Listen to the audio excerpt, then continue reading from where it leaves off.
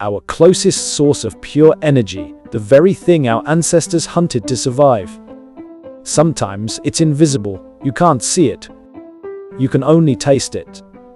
It's mostly white, it's everywhere, and it's killing you slowly with its sweetness. Sugar.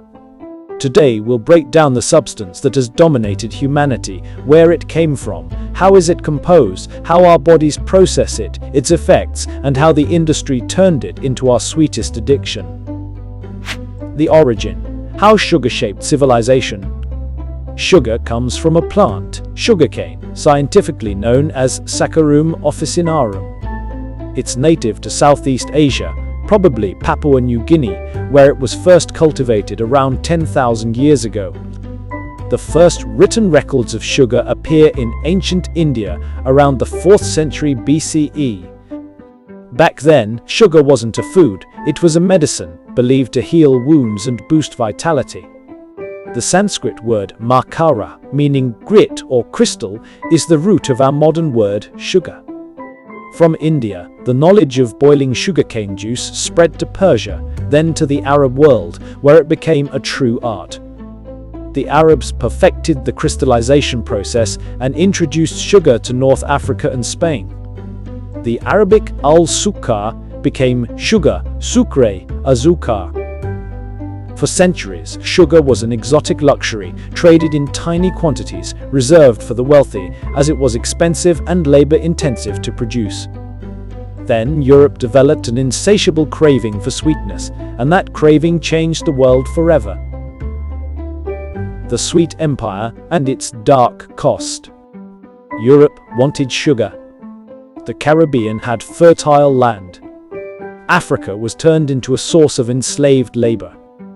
Thus was born the Atlantic Triangle trade. European ships carried goods and weapons to Africa. Enslaved Africans were shipped to the Americas. Sugar, rum, and molasses sailed back to Europe. Between the 16th and 19th centuries, over 12 million Africans were enslaved, many dying before even reaching the plantations.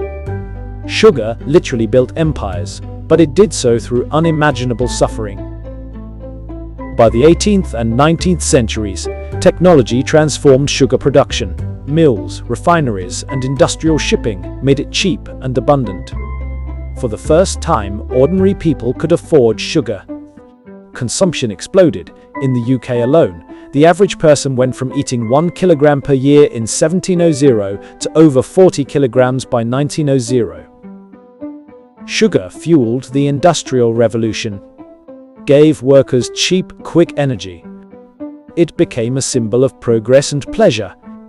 Tea, coffee, pastries, chocolate all became social rituals powered by sugar.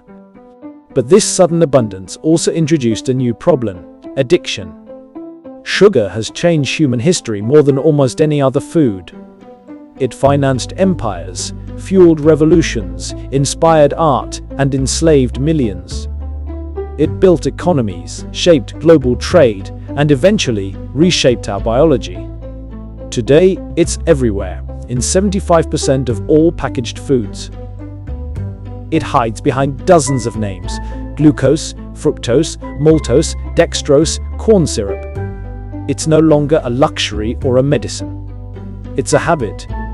A silent addiction that tastes like love, comfort, and nostalgia, but feeds inflammation, insulin resistance, and disease.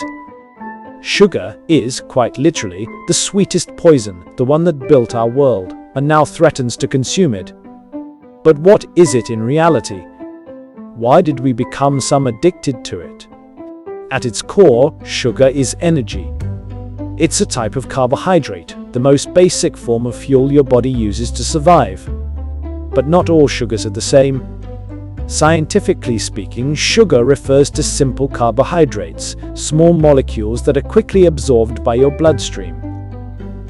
The main types of sugar: glucose, the body's preferred energy source, your brain and muscles literally run on it. Fructose, found in fruits and honey, metabolized differently mainly in the liver. Sucrose, what we call table sugar, a combination of glucose, fructose. Lactose, the sugar found in milk, glucose, galactose. When people say sugar, they usually mean sucrose, extracted from sugarcane or sugar beet, refined until it's 99.9% pure carbohydrate. How our body processes it. Imagine eating a piece of cake. Here's what happens inside you, second by second. Step 1. The taste. Sugar hits your tongue. Your brain's reward center lights up. Dopamine floods your system, the same chemical released by addictive drugs. That's why it feels so good. Step 2. Digestion. In your stomach and small intestine, enzymes break carbs into glucose and fructose. These are absorbed into your bloodstream. Step 3. The blood sugar spike. Your glucose levels rise, triggering insulin from your pancreas. Insulin tells your cells to open and absorb glucose for fuel. Muscles move. The brain thinks.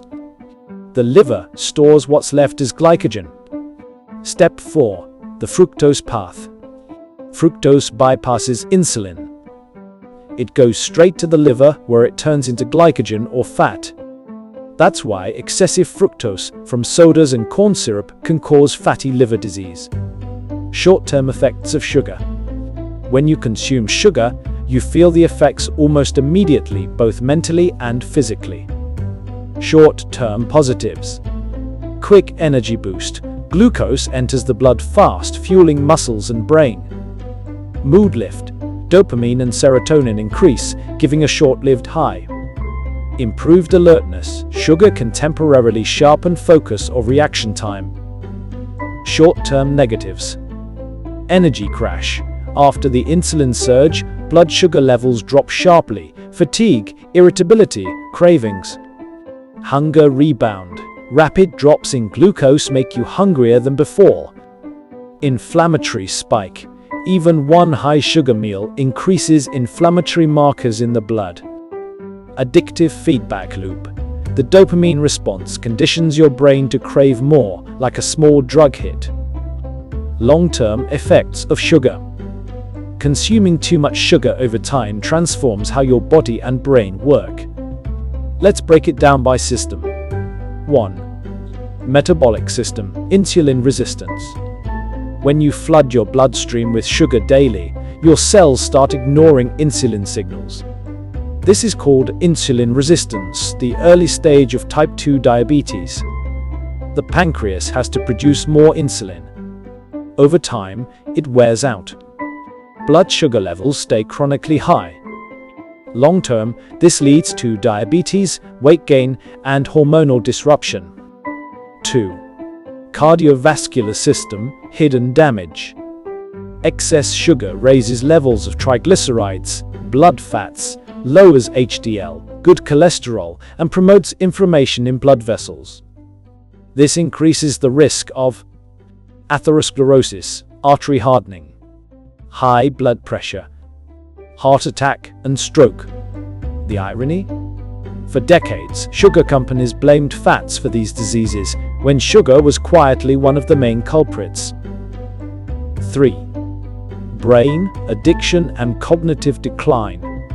Sugar hijacks the reward circuitry of your brain.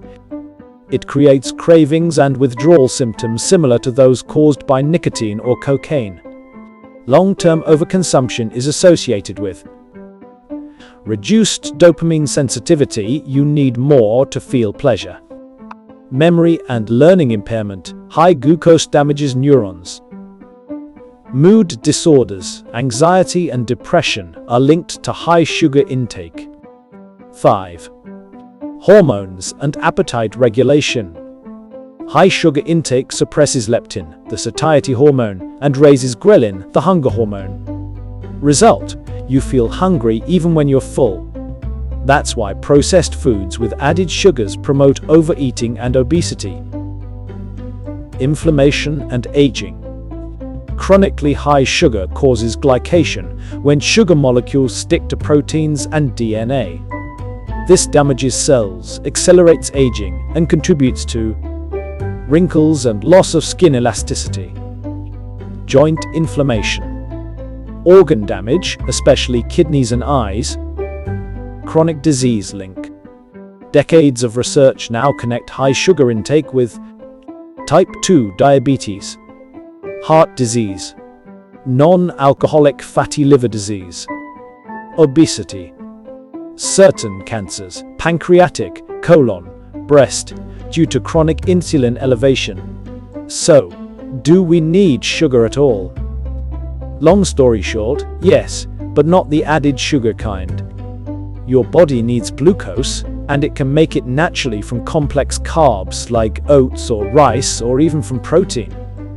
Fruits, vegetables, and whole foods contain sugar in small amounts, balanced with fiber, vitamins, and antioxidants, which slow absorption and prevent the harmful spikes. The real problem isn't sugar itself, it's how much and how often we consume it. Sugar isn't inherently evil, it's a tool. A source of instant energy that once helped humans survive. But in the modern world, it's everywhere. In breads, sauces, healthy yogurts, even salad dressings. Our biology never evolved to handle this constant flood of sweetness. So, while sugar once symbolized life, power, and luxury, today it's become the sweetest poison, a comfort we reach for daily, unaware it's quietly rewriting the chemistry of our bodies. The industrial sweet trap, how sugar took over our food. The birth of the processed sugar empire. Sugar was once a luxury, expensive, rare, and precious. But everything changed with the Industrial Revolution. Machines could now refine, crystallize, and transport sugar at massive scales. In the 1800s, refineries spread across Europe and North America. What had once been white gold became a cheap ingredient available to everyone. And that's when the story shifted. Sugar stopped being a luxury and started becoming a tool. Food companies realized something powerful. Sugar didn't just make food sweet. It made people buy more. The psychology of sweetness. Our brains evolved in scarcity. For thousands of years, sweetness meant energy and safety. Fruit was seasonal. Honey was rare. Sweetness was a gift from nature, a survival signal. The food industry hijacked that instinct. They discovered that adding sugar to nearly anything, even salty or fatty foods, made people crave it. Sugar lights up the same brain pathways that respond to pleasure, love, and reward. It creates anticipation, comfort, and attachment. In short, it makes you loyal. That's not accidental. It's design. The rise of ultra-processed foods. By the mid-20th century, global corporations like Nestle, Coca-Cola, Kellogg's, and General Mills realized they could engineer entire diets based on sugar. Breakfast cereals, snacks, sauces, frozen meals, and drinks. Everything could be made cheaper, longer lasting, and more addictive using refined sugar. Why sugar? Because it masks poor quality ingredients, extends shelf life, makes low-cost food taste rich, keeps consumers coming back. This was the dawn of ultra-processed foods, products that contain little or no real food, only refined starches, oils, and sugars combined in lab-designed formulas. Sugar became the magic ingredient that turned industrial waste into something humans crave. The hidden sugar strategy. The modern supermarket is a trap built on sweetness. The 75% of all packaged products contain added sugar. Even foods that shouldn't, like bread, soups, or salad dressings, are secretly sweetened. Sugar hides behind over 60 different names. Glucose syrup, dextrose, maltose, fructose, cane juice, corn syrup solids, barley malt, molasses, brown rice syrup. Why so many names? Because labeling laws require companies to list ingredients by quantity. By splitting sugar into multiple smaller names, they can hide how much there really is. You read the label and think, oh, it's mostly oats, fruit, and milk. But in truth, it's mostly sugar, disguised under aliases. The science of craving. In corporate labs, food scientists test combinations of sugar, fat, and salt to find the bliss point, the exact formula that maximizes pleasure. Not too sweet. Not too bland. Just enough to make your brain say, "I need more." This concept, the bliss point, was developed in the 1970 seconds and perfected by giants like PepsiCo and Kraft. It's a neurological sweet spot that triggers dopamine release and makes moderation nearly impossible. Every cookie, soda, and breakfast bar is scientifically designed to keep you hooked. Marketing the addiction. The real genius of the sugar industry isn't in chemistry, it's in marketing. From the 1950 seconds onward, advertising reshaped public perception. Sugar became family-friendly, the symbol of love, energy, and happiness. "A spoonful of sugar makes the medicine go down," sang Disney. Breakfast cereals were advertised as healthy energy for kids. Candy bars became fuel for champions. Soda became youth and freedom in a bottle. Behind every smiling child and every fun-size ad, there's an intentional manipulation. Make sugar emotional. Attach it to comfort, love, nostalgia, and no one will question it. The corporate cover-up. When health scientists started linking sugar to obesity and heart disease, the industry fought back with money.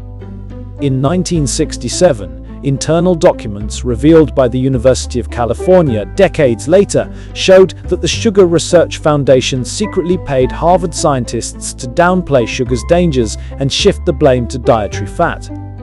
For decades, the public believed fat makes you fat. So food companies replaced fat with, you guessed it, more sugar. Low-fat yogurts, cereals, and snack bars flooded the market, each loaded with added sugars that quietly fueled an epidemic. By the time the truth surfaced, a generation had grown up addicted. The global expansion. As Western countries began to notice the health crisis, corporations turned to developing nations, marketing sugary drinks and snacks as symbols of modernity. Billboards in Africa, Latin America, and Asia featured happy, healthy children holding soda bottles. In some areas, sugary beverages became more accessible than clean water. The result? Rising rates of obesity, diabetes, and metabolic disease across the entire globe. Sugar addiction wasn't just cultural anymore, it was industrialized and exported. How the system keeps you hooked. Every part of the system, from supply chains to advertising, is designed to keep sugar cheap, invisible, and irresistible. Subsidies make corn syrup and refined sugar incredibly inexpensive. Advertising keeps it aspirational. Addiction science keeps it effective. Labeling tricks keep it hidden. The result is a perfect storm of biology and business, a cycle where 1. You crave sugar. 2. You buy it. 3. You eat it. 4. You crash. 5. You crave it again. And the companies profit every single time. The modern paradox. Sugar built empires, powered revolutions, and once symbolized wealth and civilization. Today, it's cheap, addictive, and everywhere, fueling diseases instead of economies. It's not that we chose it, it's that it was engineered to choose us. We're living in a world where the sweetest flavor on earth has become a tool for profit, not nourishment. A product so seductive that we stopped asking the most basic question. If this is everywhere, why do I keep needing more?